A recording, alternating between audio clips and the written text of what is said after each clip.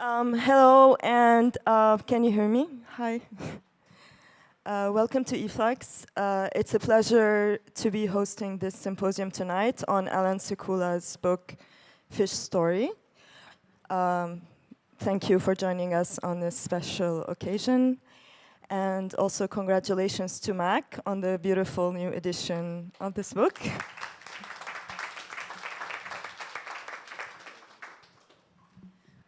Before we begin, I would like to thank Michael Mack and also Sue-Ann Berner and Jess Go of Mack Publishers for putting together the event tonight.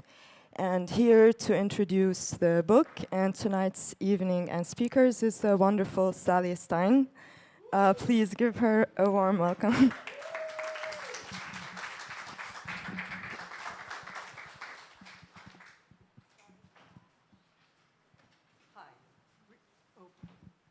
Greetings. We're going to start with the good and the bad news. And the bad, no, we're going to start with the bad news, which is Benjamin Buchloh can't make it. We're going to talk about the reasons in a minute, but we're also going to read a bit from his fabulous original afterword to the first and all subsequent editions of the book. But for those of you who wonder, where's Benjamin? He's up in Cambridge. The good news is we have a fabulous lineup tonight, which I'll get to shortly. I'm Sally Stein. Since retiring from teaching at UC Irvine, I continue to do some independent research and writing about photography's history. Yet my main reason for being here tonight is as Allan's wife for the last 3 decades of his life and as executor of his estate since his death in 2013. Can you all hear me? Okay. In that capacity, I've worked to facilitate his exhibitions and publications posthumously, as well as striving for unvetted access for scholars to his archives, although that's still being processed at the Getty Research Institute, and I can't control how long it takes them to complete their internal inventory before it's entirely accessible. My private joke is that the G in Getty really stands for glacial, but I've been told probably in the next year, it should be really accessible. We'll see. Along with granting permission for loans and reproductions to various curators, scholars, and editors, I've also worked closely with Michael Mack and his most professional crew, and it's an extraordinarily small, tight crew, in issuing new editions of 2 long, out-of-print Sekula publications, Photography Against the Grain, which Mac published 2 years ago, and now Fish Story, which just appeared in the last months. Preparing for this book launch, I made some casual research of earlier responses to Fish Story's first edition and came across this unsolicited online review by Paul Lloyd Sargent, a young artist whom I don't otherwise know. I did send him an email, but I never heard from him. Are you here, Paul Lloyd Sargent? I said, come. He seems to spend his time between upstate and Brooklyn. And Lower Manhattan's pretty close, at least to the latter. Okay. At Amazon's site, he submitted the following review in May 2015. I thought it so lucid an appreciation that, had I encountered it 6 months ago, I might have proposed an excerpt be run on the back cover of the new edition. But having only encountered it recently, I thought I'd kick off this launch quoting it. And I quote, "This is quite possibly my favorite art and theory, photo and literature essay, project, and book of all time. Sekula was a rare individual, equally perceptive of the smallest details of our intricately intertwined global lives, as he was articulate in mapping and critiquing the macro relationships in operation within our contemporary global systems, where the Panamax container ship in port in Greece is now and forever intrinsically connected to the dollar store plastic toy in Ohio and the oil fields of war-torn Middle Eastern desert. His oeuvre looms in the backgrounds, histories, and relevance of the work of dozens upon dozens of my art world colleagues who focus on art, ecology, market systems, and the complexities and limitations of representation of such spatial, cultural, and economic networks through visual language. It's unfortunate that he's passed away. It's heartening to see that his legacy lives on in the practice of at least 3 generations of cultural producers." I couldn't ask for a nicer eulogy. Thank you, Mr. Sargent. Fish Story, he goes on and concludes, is a must-read that I reread at least every year and find all the more relevant with each next pass. The only downside to the book now is the shockingly inflated prices, typically driven by algorithmic bookjacking bots, I still am not exactly sure what that is, that one sees in Marketplace and across the internet as Fish Story is out of print. Fortunately, if you search hard enough, you can find scanned electronic copies, which I'm sure would please Sekula greatly. I like the entire text, although I have some reservations about the last sentence. If you search hard enough, you can find scanned electronic copies, which I'm sure would please Sekula greatly. Here's my caveat. From long and deep acquaintance, I can attest that Allan was a traditional book lover. Even, I'll share with you, an occasional book thief in his impecunious youth.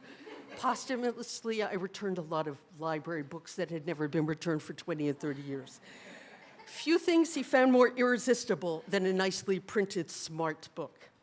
I never heard Allan speak directly about the new virtual commons.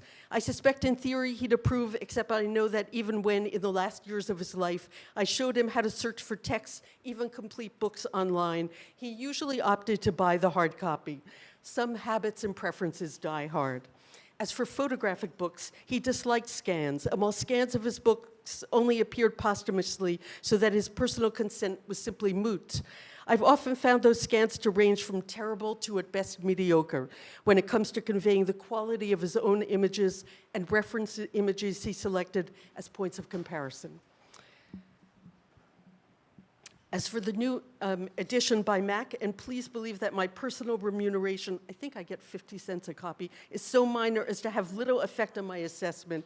It's so beautifully prepared in terms of new corrected image scans and careful printing that when I first saw it, when the ink was hardly dry, it was one of those times when I had a strong magical impulse to call out to Allan to take notice, as I felt sure that he, rarely content, would be deeply satisfied if he could see it, and would be happy to know that its new comparatively moderate price makes it quite available to most book fanatics and all libraries.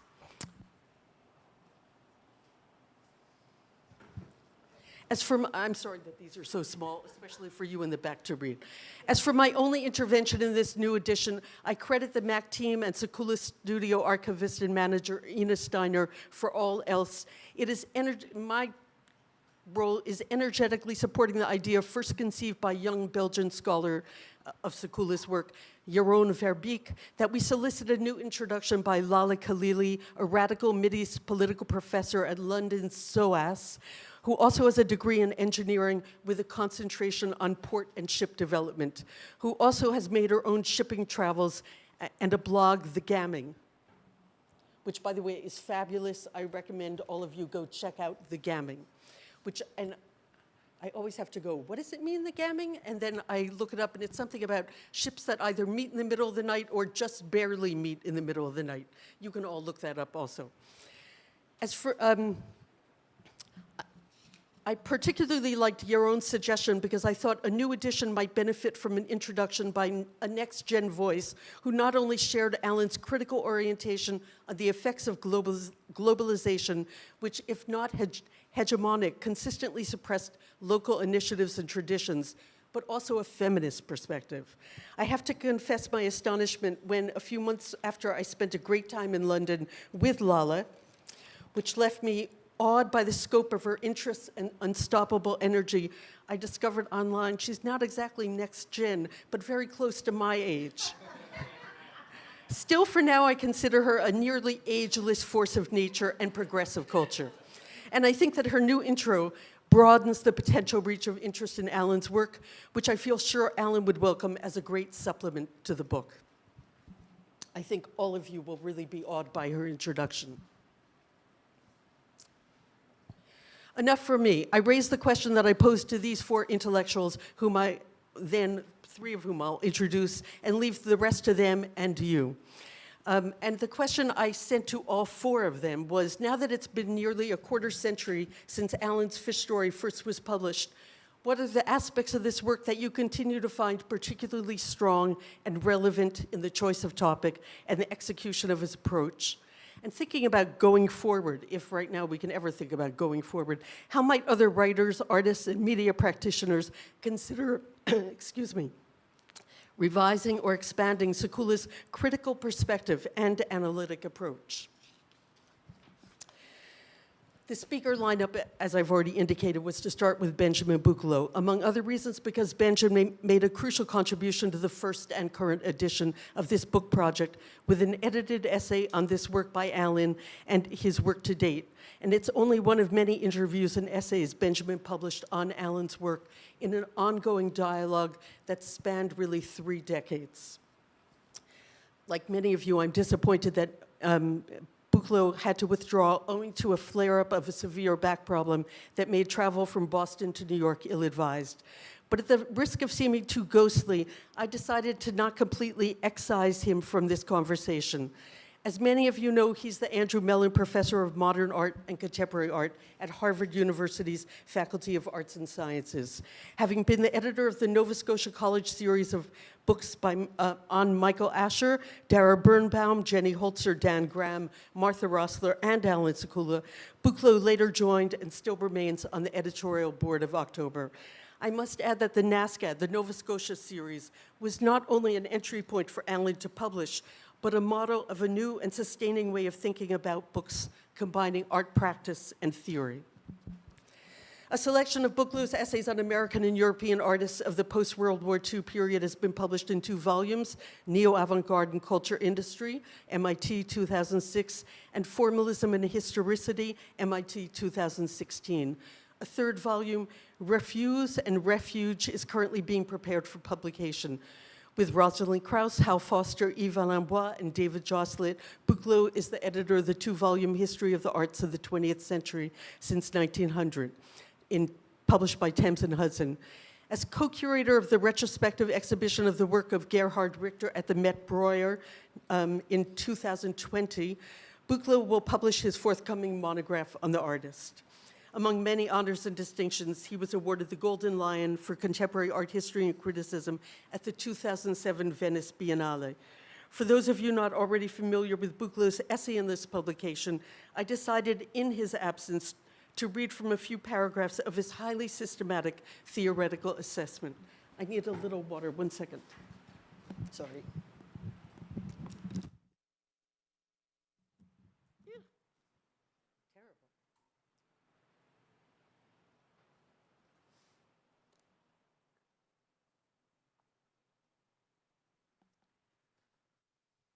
Such a pause when everything is streaming online. It's horrible, tough.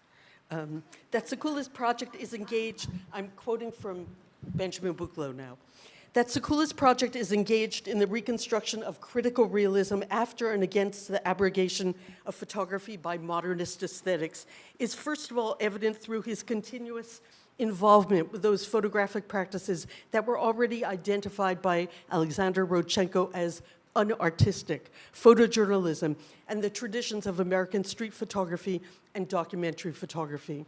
While it was possible for pop art of the 60s and 70s to integrate quotations from these photographic practices as indices of the common conditions of every life or as traces of the real, for example, the banality of the found photographs of photojournalism in the paintings of Rauschenberg, amateur photography in the press photographs of Andy Warhol's car crash paintings, or in the paintings of Gerhard Richter, the inclusion of the photographic quotation was permitted only on the condition that it was extracted from its narrative, that it remained suspended in the play between referentiality and the subversion of formal convention, that it ultimately, as a result of this suspension, appeared transformed into a purely aesthetic object according to the specific parameters of modernism, parameters as durable as they were hidden. Those of non-intervention, those of disinterested specularity, those of an exclusive deflection to the signifier. I told you it was very theoretical, and you can all read it in your old copies and your new copies. Sekula's attempt to develop a critical realism aims also to systematically overcome this aspect of renunciation, to overcome the ban on the representation of labor imposed by an aesthetic of modernist restrictions. And finally, one could argue that Sekula's model of an oppositional critical realism is, of course, also based on a radically different conception of spectatorship, namely one that presumes that the potential of communicative action between readers, spectators on the one hand, and the artistic proposition on the other is not always already foreclosed, necessitating or justifying, therefore, hermeticism of structure and opacity of the sign. And at the very conclusion of this important, densely argued essay, one last quote, "Consider the semiotic functions within Fish Story." Sekula emphasizes that it is a work of both writing and photography. Writing functions in Fish Story, on the one hand, as the main impediment against the discursive hierarchy of photographic genres. On the other, it constructs a, quoting Sekula, polyphonic, time-oriented photographic work, end quote, that is neither instantly contained in the archival structure of accumulated photographs, nor allows for the rigorous reduction of the multiple semiotic functions.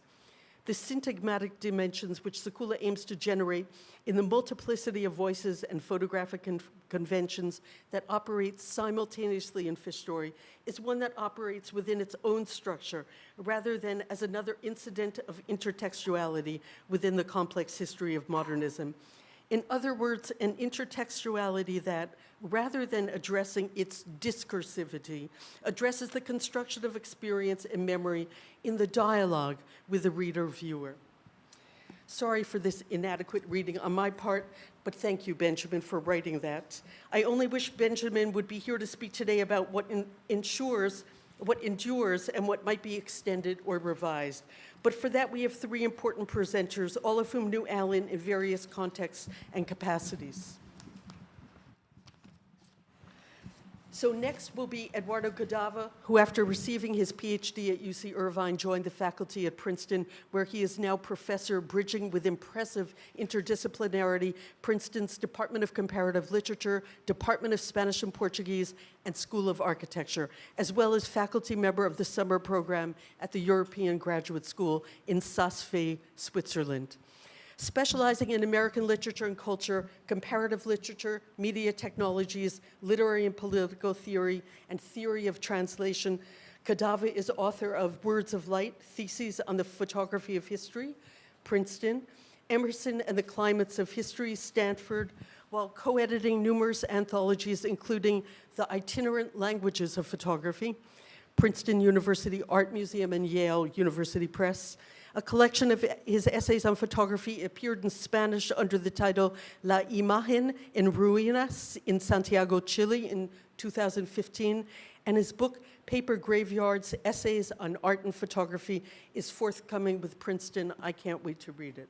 He is also co-directing with Eyal Weizman a multi-year project on the relation between political conflict and climate change entitled Conflict Shorelines, that includes fieldwork in Amazonia, the Negev, and the Arctic. Although I don't think Eduardo has written about Allan's work, he and Allan greatly enjoyed participating together on many panels, as well as private conversations, sharing not only a huge interest in Benjamin's critical theories of photography, but also Melville and his fusion of arguably the most famous Fish Story, with much about race, color, and political economy in the age of America's expanding empire. For the next speaker after Eduardo, I could have asked either Ernest Larsen or Sherry Milner, some of Allan's oldest friends and political buddies from the 70s, who, as an amazing literary and art-making duo, followed and dialogued with his work as artist and writer, and in the case of Ernie, also wrote about and incorporated Allan's works in his own. But given my commitment to the next gen, which didn't completely work out with Lala Khalili, I jumped over both and opted to invite a chip off the combined block, Nadja Millner-Larsen. Through Sherry and Ernie, Allan and I have known Nadja since she was a tiny tot. I'm not going to share any long-term stories there, and delighted seeing her become a new intellectual voice in her own right, with her strong engagement with queer politics and culture. Something I think Allan wanted to explore further in terms of the often homosocial world of labor groups and culture, especially following Foucault, whom Allan only referenced briefly, in terms of Foucault's only briefly characterized heterotopia of maritime and shipping culture. Millner-Larsen is an art historian and critic based in New York. Her writing has appeared in Grey Room, Art Monthly, Women's Studies Quarterly, and Triple Canopy. Her forthcoming book, Up Against the Real, Black Mask from Art to Action, examines the political activism of anti-art group Black Mask in relationship to 60s experimental art practices. Nadja is co-editor with Gavin Butt of the special issue Queer Commons, forthcoming from GLQ, a journal of lesbian and gay studies, in October 2018. She's taught in the Center for Curatorial Studies at Bard, and from 2014 to 18 was on the faculty in the Department of Visual Cultures at Goldsmiths University of London. Nadja was 2017 to 18 NEH postdoctoral fellow at the Getty Research Institute and is currently a faculty fellow in the Center for Experimental Humanities at NYU. Finally, I'm almost done. It's a pleasure to include Benjamin Young, who teaches the history of art and photography at the New School and is managing editor of Grey Room. He co-edited with Marie Morosiol a special issue on Allan Sekula for Grey Room 55 in spring 2014, and contributed an essay on the San Diego School to the exhibition catalog, The Uses of Photography, Art, Politics, and the Reinvention of a Medium, Museum of Contemporary Art, in San Diego, 2016, a terrific catalog and a terrific essay. He's currently turning his UC Berkeley dissertation, Sympathetic Materialism, Allan Sekula's Photo Works, 1971 to 2000, into a book manuscript. I can't wait. His essay, Decolonize This Place, Realism and Humanism in Photographs of Israel-Palestine, is forthcoming in Disassembled Images, Contemporary Art After Allan Sekula, with Leuven University Press. In that order, we'll proceed now by hearing from first Eduardo Cadava, then Nadja Millner-Larsen, then Ben Young. In conclusion, I'll call for questions and comments from all who gathered for this discussion and book launch. Thank you.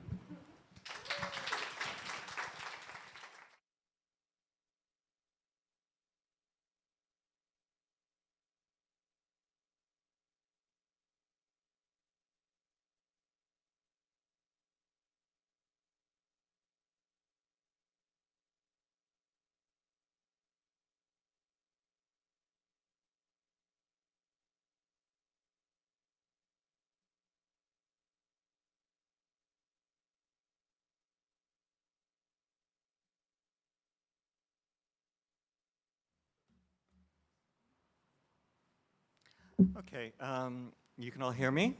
I'm moving around a little bit. Okay, I want to thank all of you for being here, and I especially want to thank Sally and Mac Books for bringing us together to celebrate this beautiful new edition of Allan's remarkable fish story. It's, of course, impossible in just a few minutes to convey what this book has meant to me and what it continues to mean to me, not only because of what it is, but also because of the many conversations I had with Allan about things that touched on this book, but both before and after it was published. But I like the invitation, actually, to think about the aspects of this work that I continue to feel compelling, especially in relation to his way of proceeding. One of the things that Sally's inviting us to think about is, let's say, method, procedure, how he approaches things. And I trust that together we can say a few words about his legacy and what we can carry forward from his work. And minimally, I want to suggest that one can read Fish Story as a training manual on how to read texts and images historically. But before noting what has struck me in returning to Allan's book these last few days, I want to hang a very beautiful line that appears in an entry in Allan's journals from March 19th, 1992, over my talk. And I'd like to suspend this line like a kind of pendant over what I say to you, just like Allan in one of the drawings that he makes in the journals, makes a drawing entitled Listening to the Fish, in which he hangs a kind of microphone in the water, and the mic is right next to a little school of fish. The line reads, I mean, if I have time, we can return to this at the end of the talk, but the line reads, "A framed photograph is like a ship in a bottle." Okay. So now what I want to do, because we don't have a lot of time, I just want to restrict what I say to basically two remarks, each of which can be read as a small offering to Allan's memory, and each of which includes a passage and story that I believe Allan would have loved. So first, a question of method and procedure.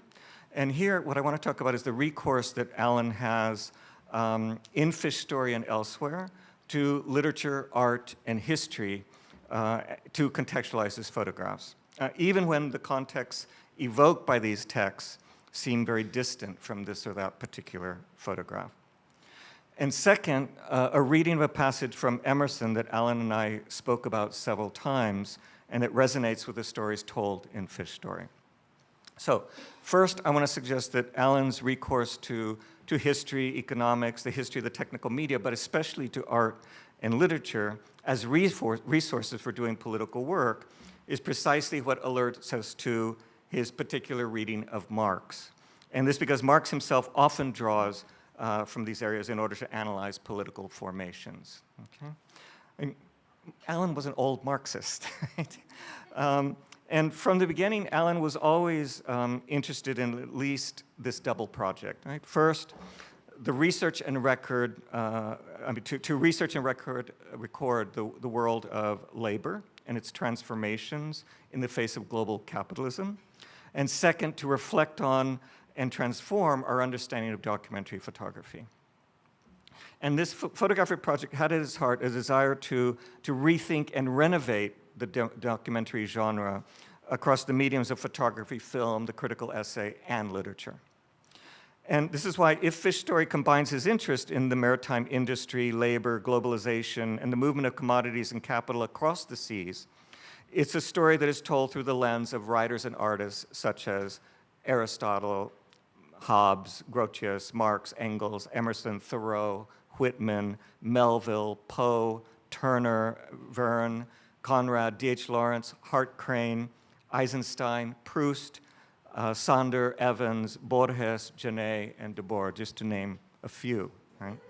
And of course, through the lens of paintings, and especially Dutch paintings, and photographs drawn from the earliest beginnings of photography to its most recent examples, including his. And there are many beautiful readings of texts and visual media in this book. So my first point is simply to say that Allan's recourse to literature and art makes his Marxist approach legible, and this because Marx always uses literature and art to do political work. He uses Balzac to read royalist politics, mobilizes Shakespeare's Timon of Athens and Defoe's Robinson Crusoe to speak of economic processes that otherwise would remain obscure, and he uses Cervantes and Don Quixote to read the young Hegelians. So the importance of literature to Marx is already present in the very first piece of writing we have from him, which is a letter to his father from November 10, 1837, written when he was 18 years old and already at the university. And this is the passage and story I wish to offer Allan in this first part of my presentation. So this is a letter he writes to his father. And in the letter, he basically says that, that he's reached a turning point in his life. And he says, and at such moments, a person becomes lyrical. Because every such moment, every such turning point is at once a swan song and the beginning of a new poem. Right? And basically what he's doing is he's telling his father that he's been taking classes at the university, and he's marking the moment when he's going to leave literature behind, leave the writing of poetry, novels, plays behind, and continue his studies in law, economics, history, politics, etc. He's really marking the moment when Marx becomes Marx. But what he does is he basically tells his father that he's been taking all these classes, and this is the reason why he's going to do this now, leave literature behind, is because he's been taking these classes and they seem to be conflicting with one another in what he's learning. So it's his first experience with class conflict. And what he says is that he's now realized that he has to leave literature behind, but nevertheless wants to construct a memorial to honor his love and passion for literature. So at the very moment he claims to be leaving it behind, he says he's going to construct a memorial. And my argument is that that memorial is the rest of his corpus. There's never a moment when Marx is away from literature, for all the reasons that I said. But this is somebody who memorized entire acts of Shakespeare, read Shakespeare every day, had his children memorize acts, would take his children for long walks, and his daughter would say, not tell me another story, she would say, please tell me another mile. Okay? So the first thing I just want to say is that if you look at Fish Story, it's kind of amazing how he engages visual materials through art and literature. And I think that this was the virtue and the strength of his reading of Marx. Right? This is what maybe what most people wouldn't say, but which I think was the signal of Allan's very strong reading of Marx. Okay, my second comment, my second point, was actually already evoked very nicely, even if in a displaced manner, in Sally's opening remarks, since she noted an interest that Allan and I shared, which is an interest in Melville's famous Fish Story. And as she said, especially with this story's relation to questions of race, color, and political economy in the age of America's expanding empire. And this because I want to close my remarks this evening by recalling another American writer's relation to these issues as a means of, again, offering a passage in Story that might have been included in Fish Story, and not only because Allan and I had talked about it already in the mid-90s. I want to say a few words about Emerson's relation to the guano trade. Allan first mentions guano directly in Fish Story on page 12.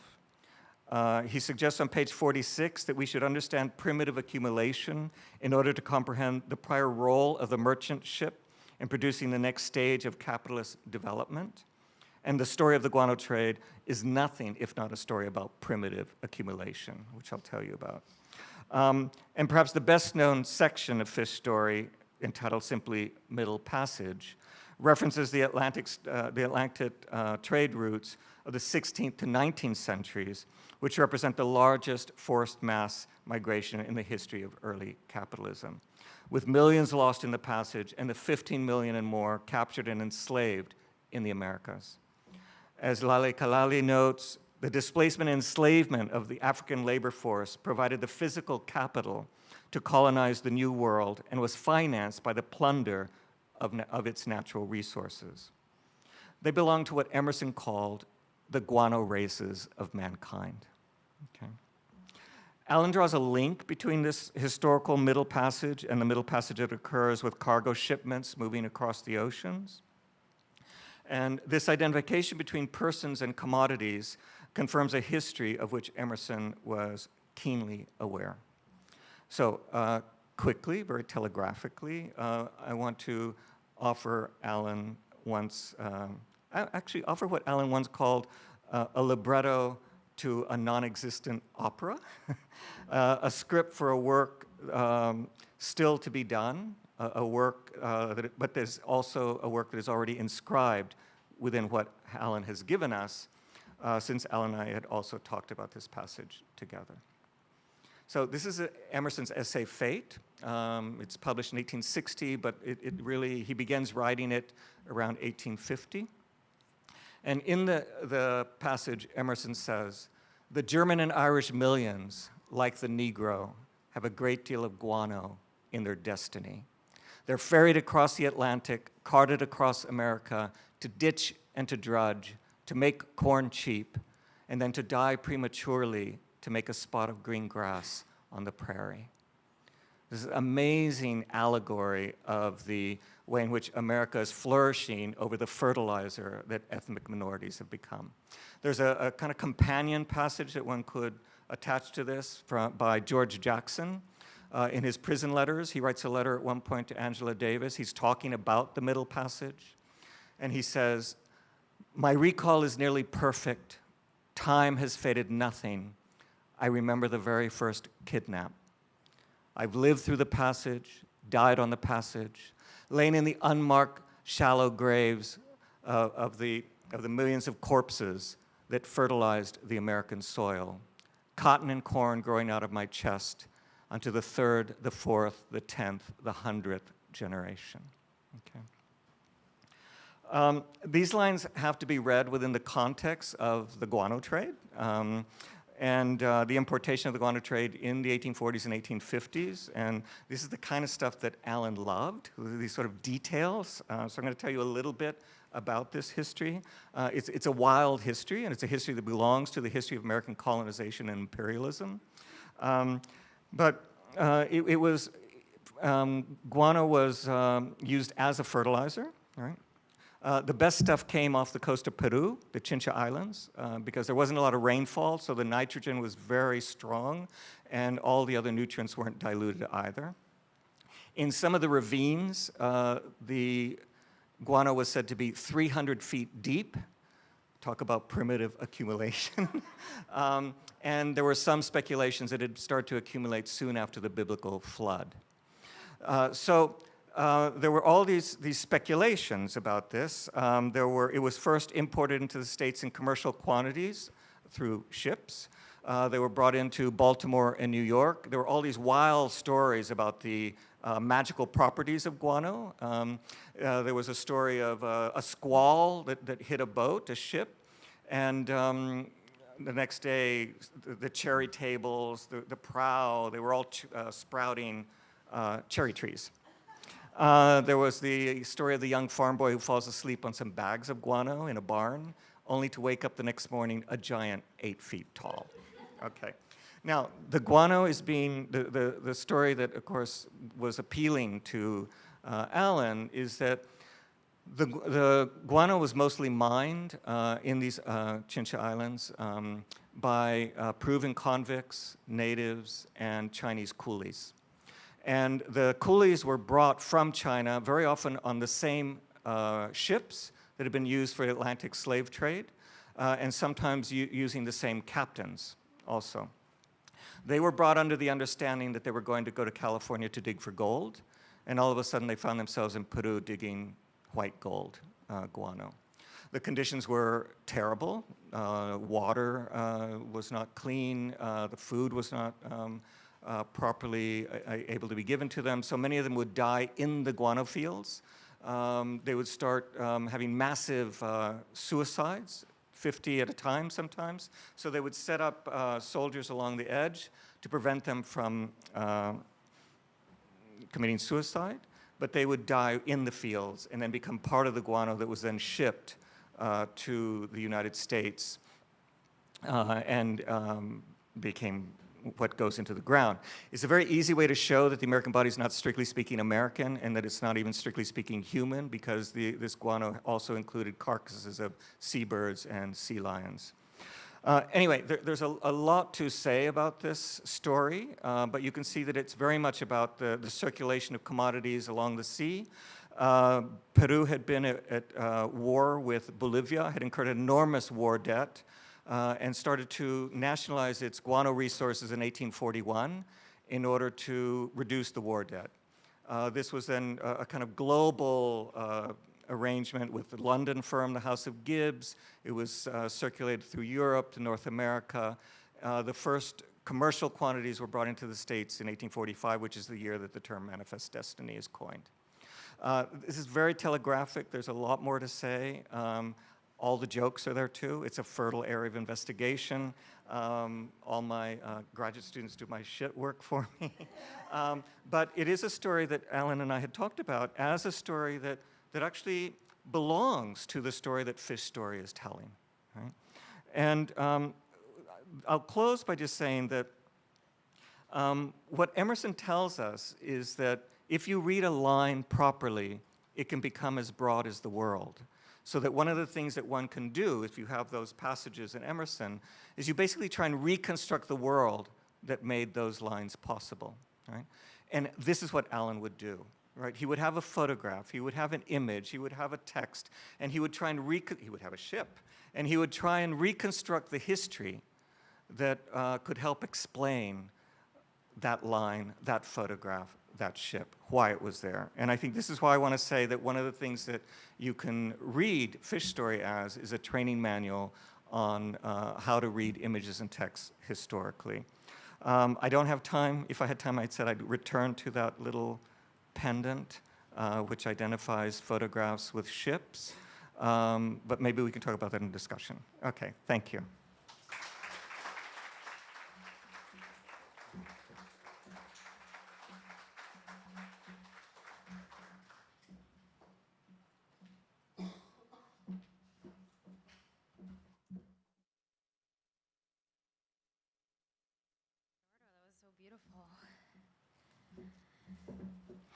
Hi.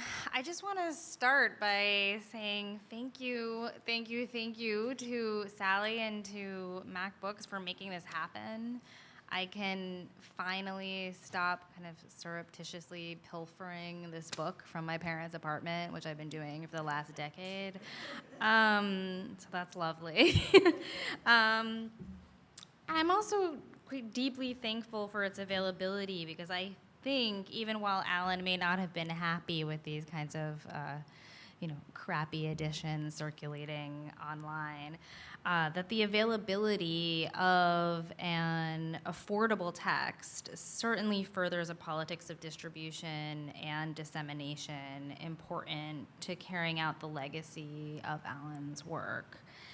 As Sally mentioned, I have known Allan my whole life, so I must acknowledge that it is at times hard to maintain a certain kind of critical distance from the work, as it has in many ways always already mediated my own relationship to the sea, to photography, and to broader questions of what constitutes a critical art practice in ways that are kind of often kind of opaque even to myself.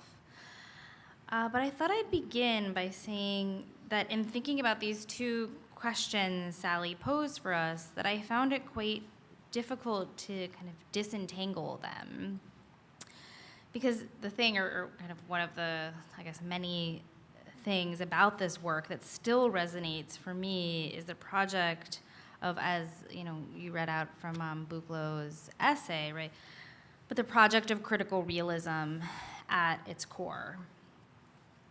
And this seems to me a kind of profoundly important project to return to for considering the futurity of Allan's work and its potential expansions into the present, because we find ourselves in a historical moment characterized by an increasingly vertiginous reality in which I barely need to remind anyone the kind of contested status of the real is at the kind of forefront of our everyday lives in a world shaped by this kind of constant refrain, right, of like fake news, alternative facts, et cetera, et cetera.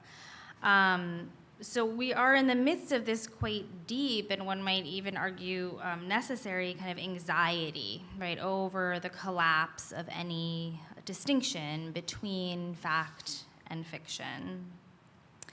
But in one way, this is a fairly familiar anxiety whose roots lay in the very historical moment of Fish Story's own production, a moment in which the mobilization of documentary realism intervened in a political landscape marked by the after effects of the Reagan presidency, the turn to deregulation, and the expansion of speculative accumulation that is, naturally a kind of repeated site of return for Allan in Fish Story and beyond. And also characterized by the kind of extreme disorientations, Jameson ascribed to the development of postmodernism. Now, within this landscape, Fish Story also responded to a moment in which art practice and art discourse privileged, right, the displacement of referentiality, the free play of signifiers, et cetera, right, at a moment in which there was a certain kind of prohibition on documentary realism, something that a lot of historians of Allan's work have talked about, Buchloh, also Ben. And now it's like everyone wants to represent capital. But we still, I think, find ourselves, right, at the kind of back end of this moment of kind of postmodernism's kind of epistemological rupture, in which the present appears as this kind of like nightmarish realization of Baudrillard's murder of the real. And I was thinking in rereading Fish Story about an essay that Erica Balsam wrote in e-flux recently, just over the summer, I think, called The Reality-Based Community, right, in which she talks about how the emancipatory potential that initially accompanied postmodern critiques of truth and objectivity, and with them documentary realism, have transformed into this kind of terrifying world of the present. And she makes a kind of plea for a return to a real, right? Not the kind of naive realism that Allan critiques, of course, but another deployment of lens-based capture. I'm less partial to some of the kinds of work that she champions in this kind of new observational mode, which I'm happy to talk about more later, but I do think that she kind of quite lucidly tackles the connections between the historical moment of Fish Story's interventions and a contemporary political landscape, and in doing so really demands maybe not necessarily a return to this particular form of critical realism, but to kind of quote Donna Haraway's critique of objectivity, also already available to us by the 80s, a kind of better realism, which might also be known as a kind of situated knowledge. So I think we're kind of presented now, right, with a series of not unrelated crises whose origins can be found in that moment of Fish Story's making, at the level of the economy, but also at the always already related level of appearance of Fish Story's intervention to the visual field. So there's a kind of eerie quality sometimes in rereading some of Allan's texts. Like, so for example, towards the beginning of Loaves and Fishes, the lines, "We know now that actors can make politics," when it's, almost like too obvious to state, but when we now know that reality stars too can, if not make politics, or at least set into motion a series of events that appear as politics, right? So I think if we're to speak about the kind of continuation of Fish Story's critical perspective, we can't really do so without thinking about a kind of necessary commitment, right, to a project of critical realism whose reconstruction remains unfinished, and indeed has to, because the parameters of what constitutes an oppositional practice of critical realism must necessarily shift depending upon the historical context in which that practice is meant to intervene. So to that end, I mean, there are a number of directions, one could go. One, of course, would be to think through the kind of representability of something like climate, right? An issue that is already, of course, emergent within Fish Story at particular moments, like in the remarks that Allan makes in Dismal Science about Turner's kind of rendering of weather at the very moment in which steam propulsion routinizes maritime flows by making weather less determining for the shipping industry as it no longer relies right on wind. This process that Allan traces, that is, ultimately completed in the beginnings of containerization.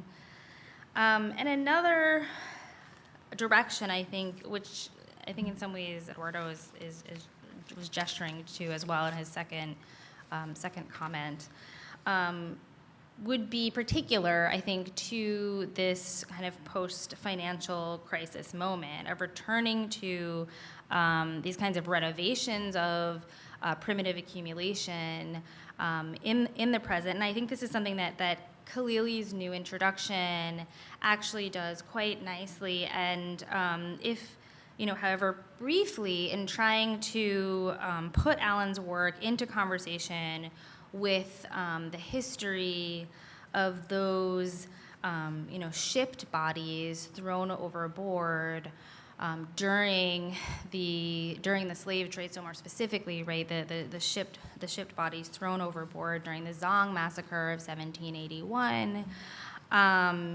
which turns out to be absolutely integral, right, to the invention of maritime insurance, which itself, of course, then ultimately produces a whole shift to a credit-based system, in which we also have a broader kind of epistemological shift concerning questions of abstraction, of risk, of exchange, et cetera. And there's so many thinkers who are dealing with that site now in relationship to this this present kind of post-financial crisis moment. For if we're to kind of address the sea as the kind of material basis for the expansion of the contemporary economy, particularly in its speculative forms, then we also must kind of rethink that history as well. And I think this is an important move, not only because it appears to have been Allan's intention to explore this further in relationship to the conditions of contemporary workers in Dakar, and maybe, I don't know if Sally can speak to that more precisely. But it's also a direction that is, again, already emergent in Allan's practice in, for example, the engagement with C.L.R. James's reading of Moby Dick, in the mobilization of Turner, again, in his discussion of the ship as not only a site of labor, but also of imprisonment, so an image of the hold as a site of violent captivity, which has, again, of course, reached these new levels of visibility in the midst of the migrant crisis. So to wrap up, I just wanted to point to a famous section of Barth's Camera Lucida, in which in which he derides the documentary photograph for its kind of inability to wound, or its inability to disturb. And he writes, quote, "In these images, no punctum. A certain shock, but no disturbance. The photograph can shout, not wound. These journalistic photographs are received all at once, perceived. I glance through them. No detail in some corner ever interrupts my reading. I am interested in them as I am interested in the world. I do not love them." So you have this moment in Barth's kind of deeply subjectivist, and some might even say kind of bourgeois individualist account of photography, in which he banishes all possibility, right, of loving the documentary photograph. And I thought about this section of Barth's text a number of times in rereading Fish Story, and kind of challenging myself to try and think about the specificity of the photographs in themselves. And of course, there are so many details, right, in these photographs. And maybe Barth's is like a bit of a straw man here, for of course, these aren't simply news photographs, of course. But still, as part of a kind of expanded documentarian impulse, the dialectic between the detail, or fragment, as Allan puts it, and the panorama is rendered over and over again, so they in many ways resist the formal model of the genre which they set out to redefine in the project of critical realism. So Allan's work, in just looking at the photographs, is deeply, in a way, subjective, guided by his own intellectual and physical path, right, through a series of locations, literatures, sets of ideas. So it's an observational mode that's deeply embedded in his own idiosyncratic path through oceanic space, and in his words, through concrete life situations, which, to return to these issues around this kind of constant play of signifiers, as he writes, which is already replete with signs, right? And so obviously in his photographs, there are so many examples of details that we might call like punctum-esque. But what strikes me about them in really kind of getting this opportunity to spend some real time with this book again is how apparent it is that this author is not merely interested in the world, but that he loves it and that a critical kind of realist practice kind of refuses the bifurcation of interest and love. I'll close there, but thank you.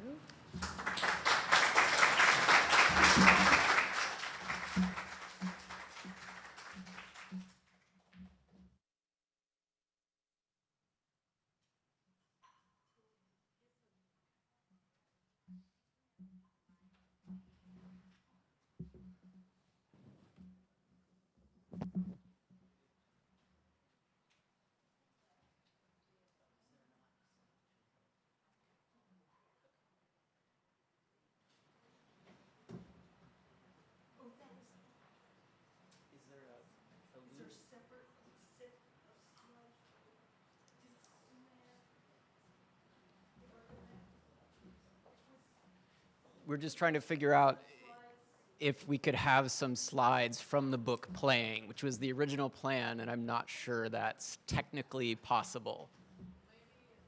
Or is it a separate, if we go to the, are there other sets of slides here? That we can play from, images from the book. Yes, that would be great. If you could set that as the auto scroll.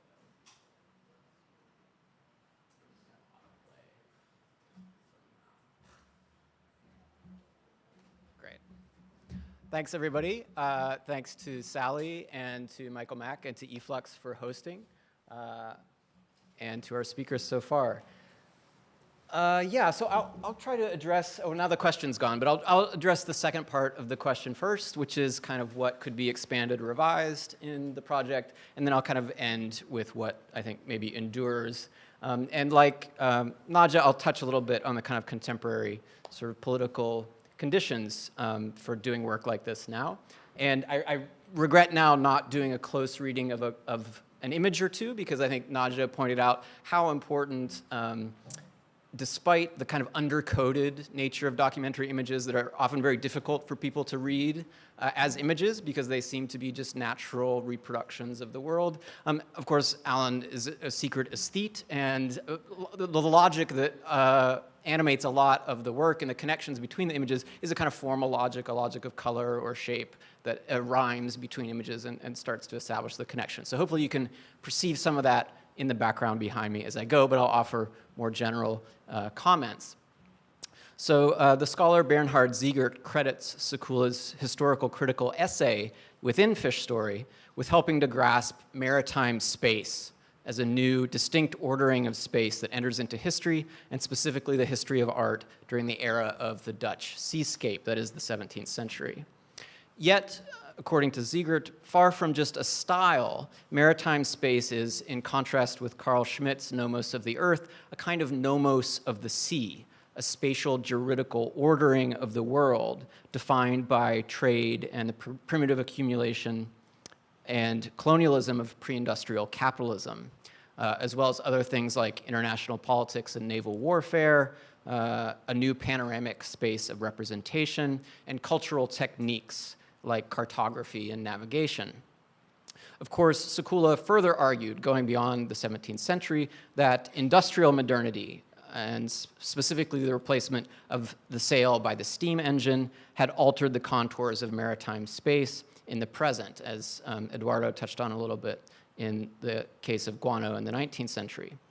So then Fish Story tracks the sea as the constitutive, if often neglected, matrix of the contemporary economic and political order, today's nomos of the sea.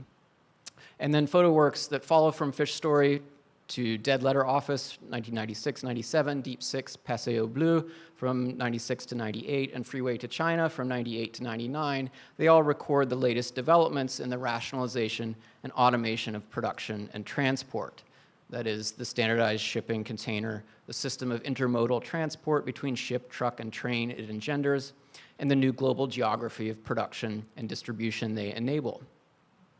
The works track the new material spaces and legal vehicles that emerge from the new supersized container ships, ports, and warehouses required to handle the growing flow of goods, to the flag of convenience system of paper sovereignty that governs the shipping industry, one of the innovative legal maneuvers created by capital to maximize profit, evade regulation, and shift labor costs and environmental risks elsewhere. In this case, Fish Story is one of the first and most important records of what could be called, following Sekula's earlier discussions of the picture language of industrial capitalism, we could call Fish Story the picture language of globalization.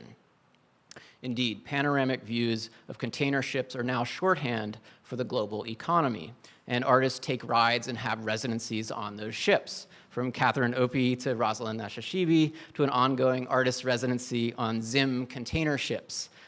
This is the same Israeli shipping company, Zim, that was targeted by the boycott, divestment, and sanctions activists in Oakland, whose picket line was honored by the ILWU Dock Workers Union in 2014, a kind of work strike that turns the economic strike into the political strike. I'm sure an event that Allan would have been very interested in. It succeeded in preventing the ship from unloading in Oakland and forced it onto another port. So what's changed today if we were going to kind of redo Fish Story? Well, I think as Nadja touched on, I mean, climate change is remaking the oceans and the world as a whole at rapid pace, and specifically, of course, rising ocean levels are going to remake cities, ports, and landscapes as profoundly or more profoundly than the industrial kind of leveling that's going on to make the new superports.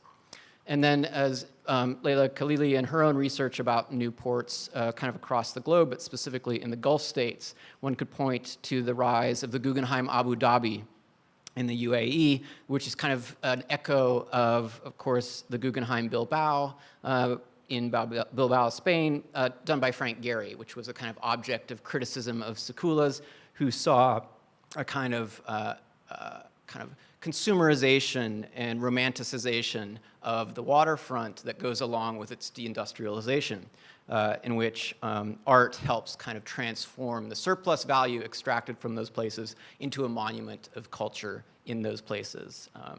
And so that kind of critique of the Guggenheim Bilbao could be extended to the Guggenheim Abu Dhabi, including the terrible labor conditions of the people who were building that building, although it's on hold now.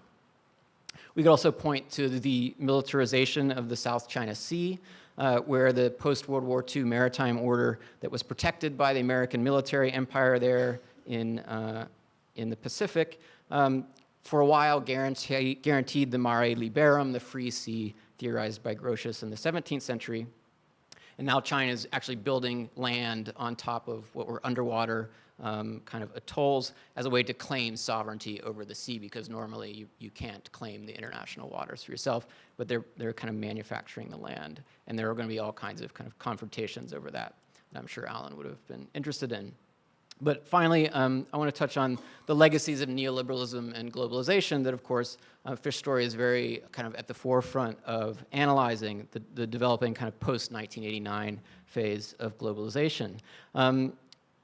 In a sense, that kind of critique of globalization in the late 1990s, early 2000s was soon eclipsed by the War on Terror, after Islamist movements shattered the global consensus about a new neoliberal world order that was first heralded in the 1970s and seemingly realized after 1989.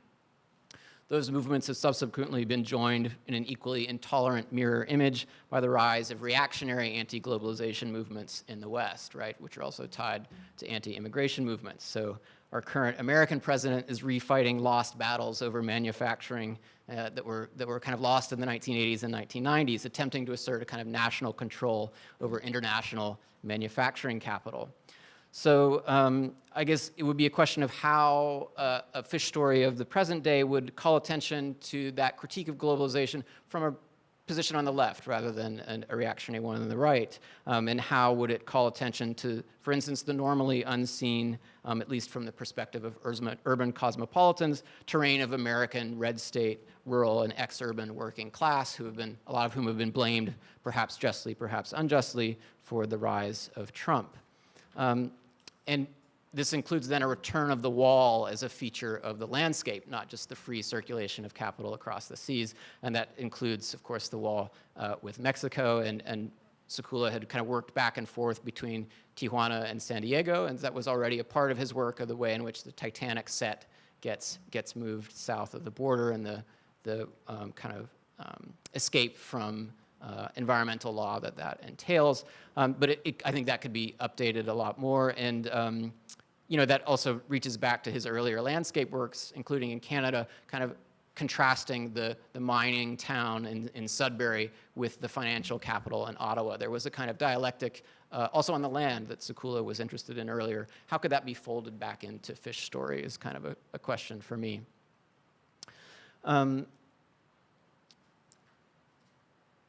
So I think it's precisely because these new kind of xenophobic, racist, and neo-fascist forms of nationalism have kind of filled in where liberal and center-left political parties have been unable to articulate a progressive critique of neoliberalism, that it's important to return then to Sekula's photo works. They're crucial for understanding the forms of exchange and exploitation he charts, but also for preserving forms of resistance to state violence, histories of proletarian cosmopolitanism, and eruptions of social solidarity whose time has yet to come. And so I'm thinking not only just of Fish Story, but something like Waiting for Tear Gas, which documents the demonstrations against the WTO meeting in Seattle in 1999, as well as Black Tide, which shows the volunteers cleaning up kind of speck by speck, one handful at a time, the oil spill in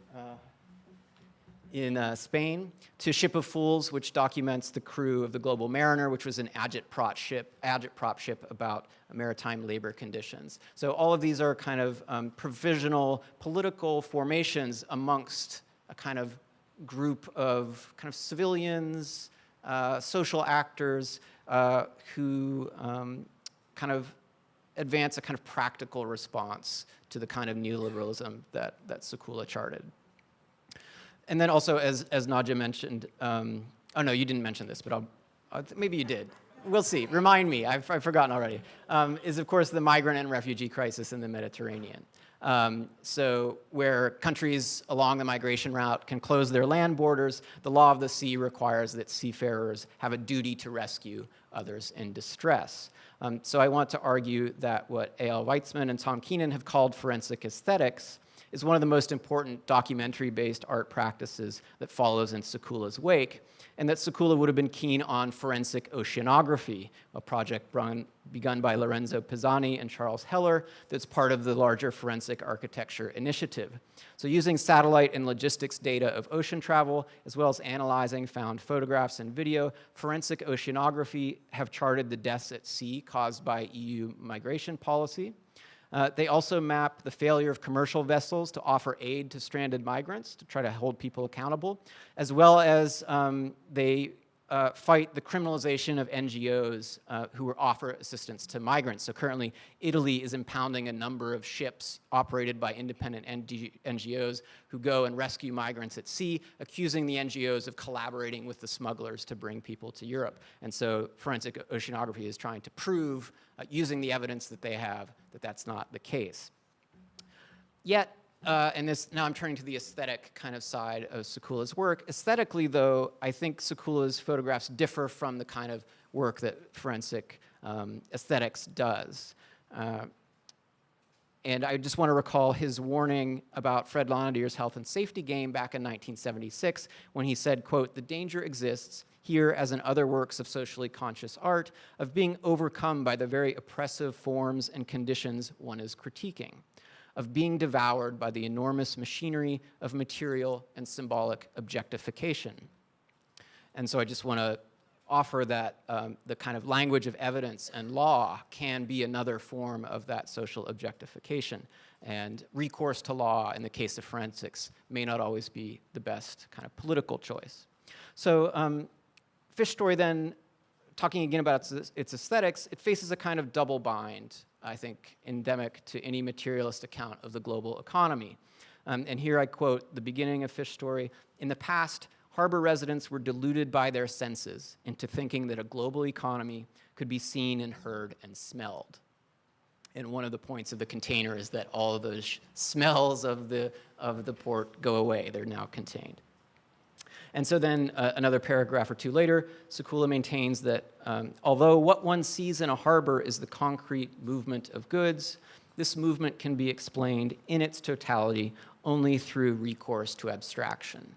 And so this is what I mean by the double bind of materialism here. On the one hand, Sekula holds up the container, right, as a coffin of remote labor power. It's a kind of reification of labor. It's an abstraction of labor that needs to be kind of undone, opened up, and the labor behind it and the labor that moves it rediscovered. Yet at the same time, Fish Story requires a kind of level of abstraction in the ways that challenge the kind of humanist metaphysics of living labor on which this kind of animating metaphor relies. So how is it that maybe not abstraction or the virtualization of photography allows Sekula to connect very disparate sites and places is part of a broader view that you can't see from one perspective alone. So this double bind of both relying on and critiquing different forms of abstractions. So I think this leads then to what I've kind of written about as the politics of the human figure in Sekula's work, and specifically the genre of the work portrait or the environmental portrait, as well as the group portrait. And that kind of unlike the forensic mode, Sekula continually returns to human figures, and they are the kind of bearers of this problem of abstraction and how to relate them to their work conditions, to their exploitation, to their reification, without that kind of repeating that objectification I mentioned earlier. And in the Fish Story kind of conclusion, there's this kind of dialectical movement then between the ship, yes, the maritime space, but the jungles of Chiapas, Subcomandante Marcos, to try to relate that history of the port and the ship back to the history of primitive accumulation that it's connected to, but also to contemporary resource extraction, as well as the indigenous resistance to neoliberalism that was ongoing in the 90s. And we could also then look also at the conclusion, yeah, we're not there yet in the slideshow, but it begins with the kind of empty shipyard in Los Angeles, and at the very end returns back to California, in which Chinese workers are dismantling the steel mill in Fontana, California, to put it onto a ship and ship it to China. So there's this way in which the ship becomes a factory, and then the factory becomes a ship as it's dismantled and moved on its way. So this kind of dialectical work of relating these sites together, I would say, is one of those kind of key kind of aesthetic work that Fish Story does. But I also want to argue that in addition, there is a kind of, beyond the kind of iconography of work in the show, there's the section called Idle Hands. There's the references to mutinies, to revolts, but also to unemployment, to worklessness, that all kind of provide glimpses of life kind of beyond the labor process that might be oppressive, but are also potentially revolutionary or liberating. And I think those are really kind of carried on in the other later works in which we get glimpses of social organization and action in sometimes small work groups or kind of temporary political affiliations out on the street to protest the WTO, for example.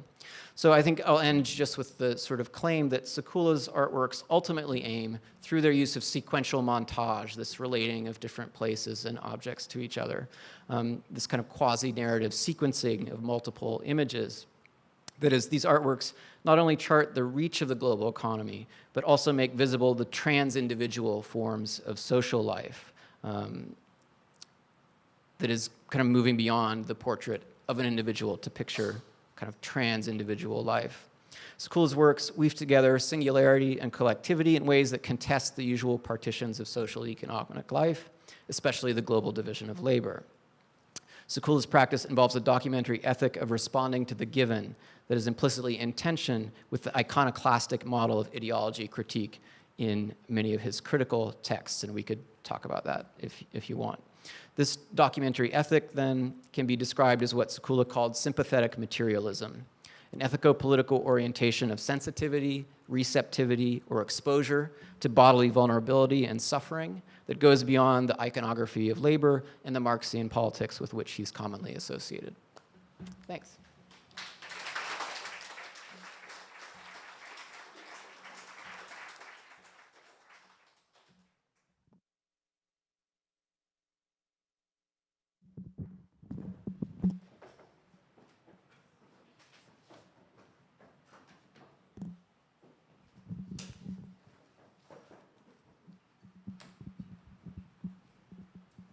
I want to thank all three speakers. Since we only have about 20 minutes left, I want to ask if I'm impressed with the kind of resonance of the three talks, of sympathetic materialism, of the idea of the montage of text and image, and the dialectic between interest and love that Nadja also talked about.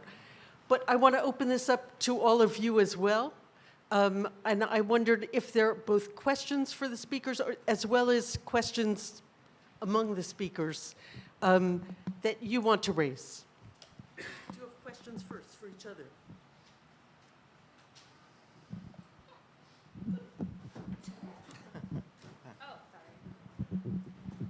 Yeah, no, I just wanted to pick up really briefly on, Ben, what you were saying about that kind of double bind in the book between this kind of critical realism and a recourse to abstraction. Because I was thinking that maybe partly, I mean, I guess I was really struck, I guess I'm going back also to what you were saying, Eduardo, about how Allan deals with Marxism. You know, at the beginning, he also like really refuses that like classic Marxist move of the sudden disclosure. Like he's explicitly like, it's too easy. Like I'm not going to do this kind of like hermeneutic model of just like revealing the rational kernel. You know, because obviously, you know, he's like well aware, right, of, you know, the kind of bankruptcy of that model in many ways, which of course has you know, its important uses, but aesthetically, right, you know, its limits, and I was wondering about, you know, just the issue of abstraction that you brought up, because I think you're right, but then I also wonder if maybe part of it is about duration, because I was really just, it's like so obvious, but I was just really struck by, I mean, not even just how long the project is, but just, I mean, the process of reading it, of going through it, of really like sitting with it and being with it. You know, Allan's own process as a researcher and an artist on these ships, right? I wonder if maybe thinking about it as a durational practice, you know, helps to kind of like pivot a little bit from this kind of dialectic between realism and abstraction. Oh, sorry. Yeah, and I mean, I guess I would say that I think that's right, and I think the work demands a lot of the reader in terms of making the connections between individual images, between text and image, between all those different elements. And I think, but that does pose a challenge to kind of the stated declaration in the beginning to grasp the world economy as a totality, right? So the concreteness of the details that you're required to negotiate to link these different sites is a challenge to abstraction, and yet you're asked to do that work. But it doesn't ever amount, I mean, Fish Story is not a totalizing view of the world economy, right? So I just feel like the tension and the desire for totality and really the impossibility of ever reaching the kind of summary moment. I mean, Fish Story closes extremely schematically with this newspaper reproduction of a map of riots in the UK, kind of irrational youth riots, right? And that's an extremely provisional way to end this account of the global economy, you know? So I mean, I guess so it's a double response. One is the declared kind of need for totality to make sense of the system, and in my view, the practical impossibility of reaching that totalized view. But I guess I would relate that back to this double bind that you're dealing with these abstractions of capital that you have to link. Maybe not abstraction, they're different kinds of abstraction. It's not the same kind of abstraction, but there's a kind of virtuality or imaginary or fictive or artificial connection you have to make between these places that, yeah, and maybe it's concrete because durational. Maybe duration is the answer. Probably not the answer, but thank you. I mean, I think that issue of temporality is very important, and the durational characteristic you suggest, and I think it's linked to what you've written about before, Ben, in terms of the seriality of the images, because it's not that you have the diptychs, the triptychs, but you're being asked to read these images syntactically in relation to one another. I mean, they're in a particular order, and you have to read them in sequence, as you do sometimes. You have the image of the binoculars, and then you have the image of the boy with the binoculars, and these things have to be read in relation to one another. And so if you have to read the images syntactically in relation to another, that does require a kind of reading practice that can only unfold in time. But it's not just that the images themselves have to be read syntactically in relation to one another, because every image is serial, right? One of the things that he suggests is that an image can never appear alone, can never appear by itself. It's always in a series, it's always surrounded by materials, it has to be supplemented, it can never stand on its own in some way. But that seriality is not simply an issue of a sequence of images that have to be read in relation to one another. That seriality is already inside every single image, right? Because every single image already bears the traces of an entire network of relations, which then have to be unpacked by the reading of this, which is why I was suggesting that there is this almost assumption that to read the image, you have to reconstruct the world that made that image possible. And reconstructing that world includes all the text that he reads, all the other images, because in some way the other images become the captions for each other image. So they all have to be read in relation to one another and in relation to the text, which don't often have a direct relation to the images that are being presented, which is why it is an extremely difficult task, right? But I think that what's at stake for him is let's say, a task of reading historically that has everything to do with wanting to change the relation we have to these images, to these texts, to the way in which we think about these political, global relations that are being staged, and thinking that if he can change our relation to them, if he can change the way in which we think about them, he can change much more than just that relation. He can, in fact, change the relations in which we live. Right? Nicely put. I wanted to add to that simply that to sort of state also the importance of text within the book and how text is another kind of abstraction and reading text is an abstraction that adds to the durational quality of the total ensemble. And sort of Allan wanted people to shuttle between material pinpoints and then larger themes. And so he deliberately sort of interrupted sequences of images then with text and hoped that the two would resonate with each other. And that finally, in terms of durational qualities, it's true, Allan spent a fair amount of time on ships. But he spent much more time just at his desk and also much more time, I actually think, in airplanes, both going to ships and getting to ships and getting onto ships and getting off ships and finding other flights home, et cetera. So there was all this other kind of dematerialized travel as well, which is thinking about this expedited form, which is never really expedited, taking airplanes, and then the slow movement of the ship itself, and then going to conferences and hearing academics and artists talk and scribbling in his notebooks. The notebooks soon should be available at the Getty. There are 142 of them.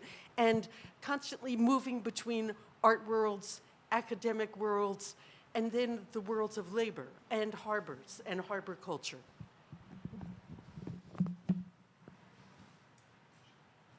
Please, I see a hand up there.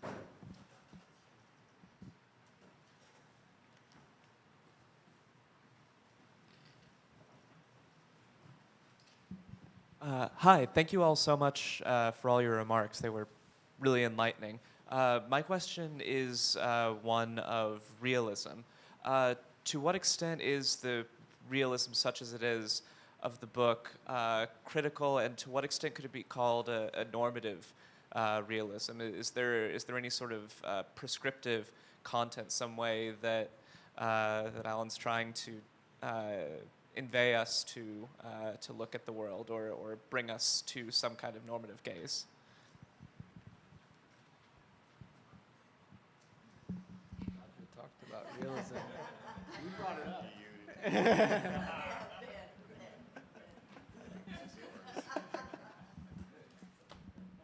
I'll stall while you think about it. I'll admit not to being not very invested in the term realism. And maybe Sally could say whether, really to what extent Allan was invested in the term critical realism or not, because as far as I know, it's not a term he uses in his written texts, but it appears in Buclow's essay, and it's totally plausible that he and Buclow talked about it. But yeah, so, but I mean, I think if you read Allan's critical writings, he's very dubious, especially in the 70s, and it changes, of course, with the rise of postmodernism in the 80s, and he says the old myth that photographs lie has been, sorry, the old myth that photographs tell the truth has been replaced by the new myth that photographs lie, and so he has to kind of change his relationship to realism, but I think he was always extremely aware of the many different claims that can be made about a photograph, and he, at one point he says, a photograph is proof of little more than someone was somewhere and took a picture, and everything else is up for grabs. And so that is, I don't think, a major investment in realism in a deep philosophical sense. And yet, of course, as a kind of materialist, you know, he is invested in things like facts and how they can be understood and so on. So I try to dodge the question entirely by really moving to the term documentary and document, because document kind of includes the problem of its production, its exhibition, its reception, I think, within that discourse. So it's already clear that a document is interpretable. There could be a contest of meaning over the significance of that document. Whereas the legacy of realism going back to the 19th century, there are kind of naive forms of realism that I think Sekula was really at pains to distance himself. I mean, someone like Benjamin Buclow is very interested, of course, in that art historical legacy of realism and its dialectic with modernism. And you know, that's a battle, and that's an important one. That's not one that I see kind of worth engaging in at this moment. But you brought up realism. Do you want to say more? You're happy with that? Okay. Really well. I mean, just really briefly, I guess. I mean, I could just say yes. I mean, I think that you know, Buclow's essay in the book really goes through this quite comprehensively and quite beautifully, and the political stakes of that. But I will say, yeah, maybe it's less about realism than it is necessarily about materialism, because as you know, Ben just pointed out, of course, you know, Allan is you know, very interested in trying to find, I think, a photographic practice that does not rely on either the pictorial or a more kind of traditional social realism, if that's helpful.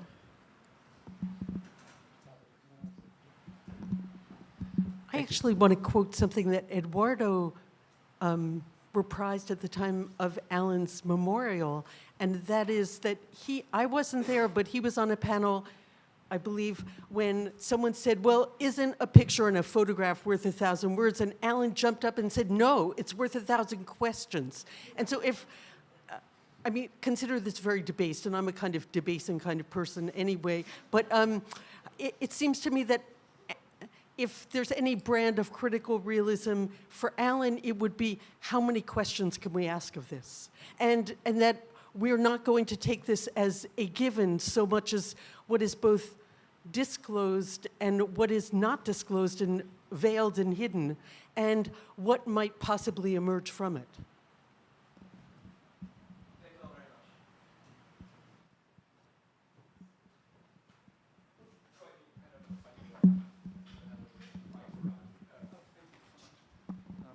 Hi, Hi, thank you for your presentations. And I guess following on the previous one, I have always had a worry, a confession here, about engaging with Allan's work that I might not be Marxist enough. But as a way of maybe displacing that for myself, I wonder about psychoanalysis, actually, and its framing of the real relative to the imaginary. And I find in Allan's work, for all the realism, there is an imagination, a political imagination that is being figured, and part of the figurability is this movement between the detail and then also the concept. So Louis Marin and the notion of figurability, perhaps, and so as I try to work through, and I'm curious to know if you think that maybe a psychoanalytic reading or something that really is from the outside could work to complicate and maybe expose some of the subtleties of his work. I know that he was an aesthete, I think, as you pointed out.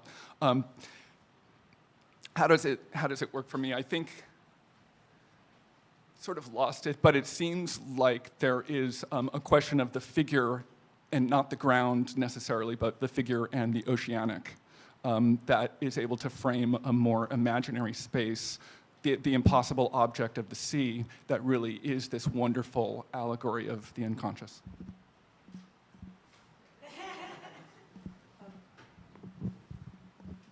This is a plug for a future book. There will, I think, be a third volume of uncollected and even unpublished essays by Allan, and one has to do with his interest in sort of radical psychoanalysis and especially Ferenczi, who was close to Freud, and then they had their split, and Ferenczi's interest in both the womb-like and the oceanic feeling, and Allan begins to explore and even to confess his own interest in the sea in relation to that. I think it's never fully developed, but it's certainly the grounds, or maybe the fluids, for sort of seeing the way, in fact, the sea and all of its both possibilities and fantasies of mobility and open space do speak to an imaginary for Allan and for many other people, including all the sailors who resisted all the warnings about the dangers and went to sea and worked very hard, but also at times had a kind of romance with the sea and with their own, again, homosocial community at the sea as well. I hope other people explore this further in the future.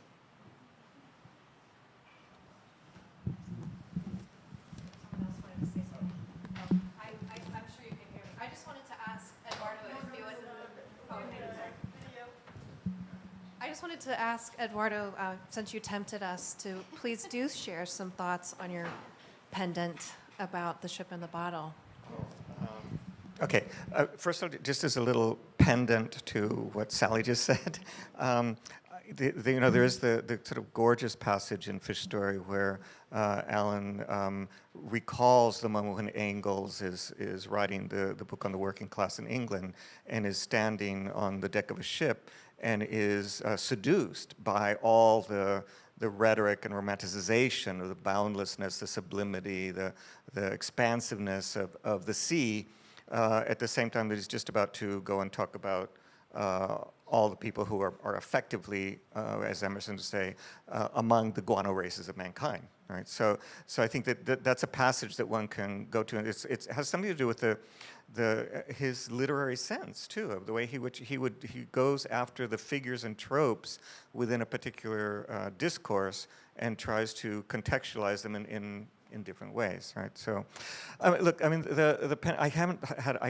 thought that I would use it today, so I was trying to think about it. But one of the things that I like about it is that when he says a framed photograph is like a ship in a bottle, two things. I mean, one, there is an identification made between photographs and ships, But a frame photograph, like a ship in the bottle, these are both moments when neither the photograph nor the boat can really, or the ship can be what they really are, right? I mean, or say that you can impute it, but the ship in the bottle isn't going to go anywhere. It's not going to be itinerant. It's not going to be circulating. Just as the image in the frame is encapsulated in some way. And you know, one of the important things about a photograph is that when you read a photograph, you always have to read what's not in the frame, but what has nevertheless left its traces in the frame or in the picture, right? So that in some sense, both the photograph and the ship are structured around a kind of itinerancy that isn't legible in that particular figure. And yet he makes this identification between a photograph and a ship. And I think one of the things would have to do with, again, the way in which both the photograph and the ship are, it looks like a photograph, it looks like a ship, but they're really archives. Both the photograph and the ship are archives of an entire network of relations that are both in the ship at any given moment, for example, and also referencing things that precede the ship, go after the ship, etc. So that both the photograph and the ship are also archives. So that what you have sealed in the frame and the bottle are these figures for different kind of archives that are both framed and not framed. So it allows you to talk about what a photograph and a ship both are and are not at any given moment. But I think I like imagining that one could start thinking about what Allan would make of that analogy or that identification between ships and photographs. Because you know, every photograph is also structured around a kind of itinerancy, just like the ship. So. I just have to point out that Fish Story also ends with a ship in a bottle, yeah, which is Reagan's hobby when he is kind of out of work, but still in the union in Hollywood and has his conservative Enlightenment moment and breaks with Hollywood liberalism, and he entertains himself by making ships and bottles. And this is a kind of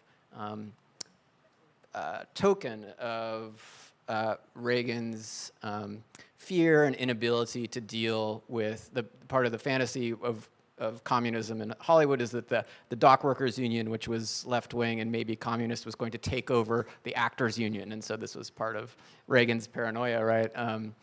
And so the ship in the bottle is his response to this threat. So it's precisely that sealing moment. But I also want to point out there's another model ship at the end, which of course is the one made by an internee at Manzanar camp, a Japanese American seized off his tuna freighter coming back into the harbor and forcibly interned by the United States government.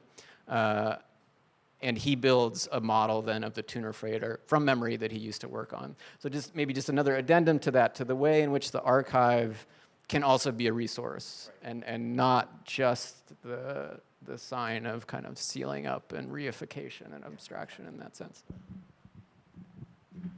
We have time for maybe one more question. Yes.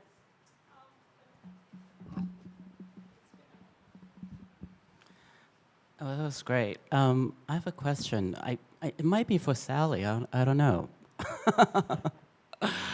So when Ben was talking about how the body re-anchors abstraction, and Nadja was talking about the durational quality, of the work, I thought we were going to go somewhere else. I thought we were going to go towards what kinds of bodies that Allan was spending time with and what kinds of bodies were being depicted.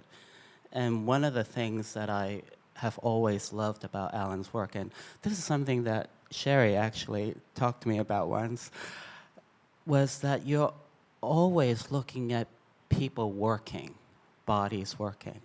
So I'm just kind of thinking about what does it mean to spend one's time with other bodies, mostly masculine bodies, durationally working, which I guess is a question for you, Sally, about homosociality, because you brought it up twice, and I just want somebody, to go with that.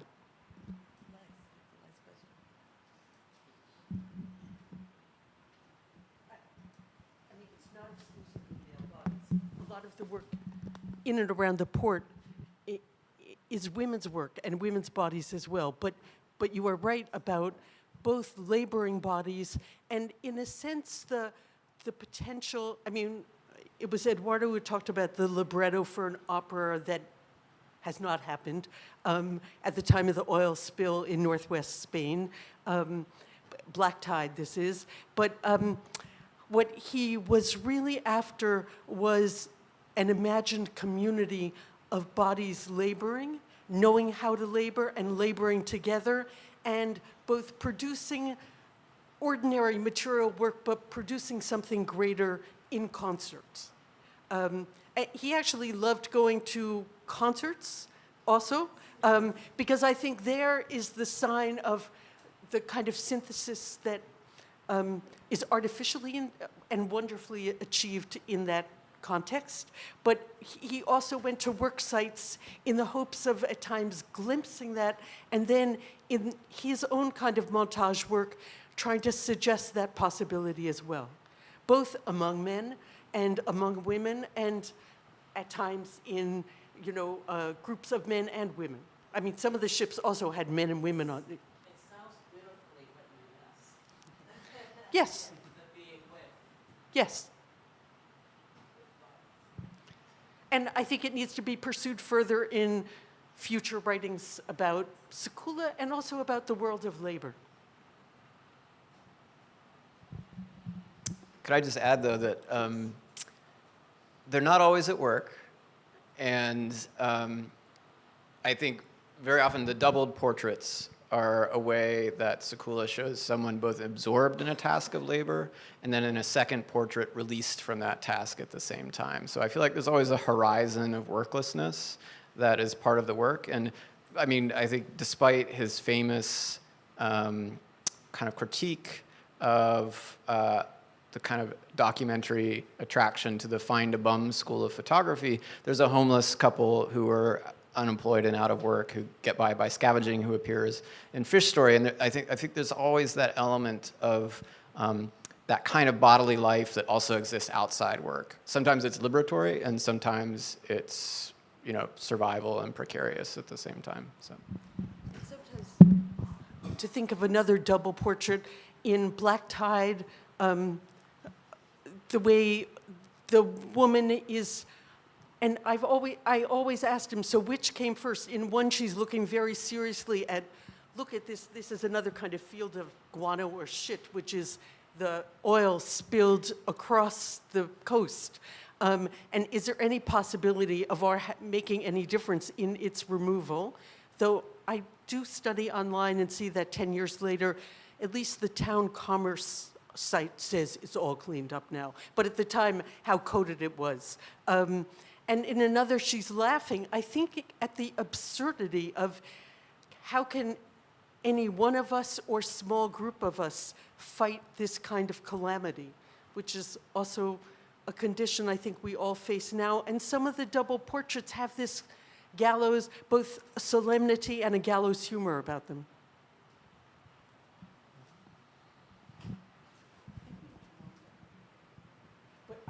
I do want to say also thanks. I didn't thank the fabulous crew at e-flux for hosting this, and I really want to thank all of you here for doing that.